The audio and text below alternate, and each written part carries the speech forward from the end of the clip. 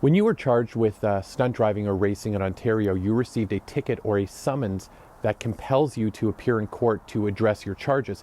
Aside from the penalties, such as the mandatory 1 to 3 year license suspension, demerit points, the impound and towing, there is a high financial penalty upon conviction of stunt driving. Let's investigate this. So the financial penalty, according to Section 172 of the Highway Traffic Act, the penalty upon conviction of a stunt driving charge is somewhere between $2,000 and $10,000, plus something called victim surcharge, which is like a additional 25% tax that the courts charge.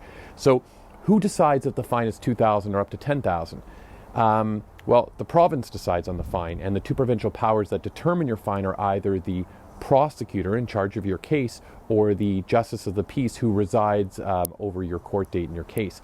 The prosecutor can ask for any amount between the fines of $2,000 and $10,000, and the justice of the peace has the power to make the final decision in your case. So this means that the justice of the peace can lower or they can raise the fine depending on how they view the seriousness of your case.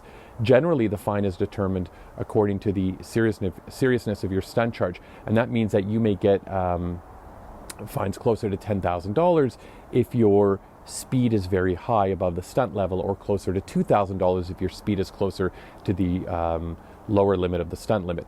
So can I reduce the fine below the $2,000? The $2,000 is the minimum fine. That means that a prosecutor generally cannot ask for less.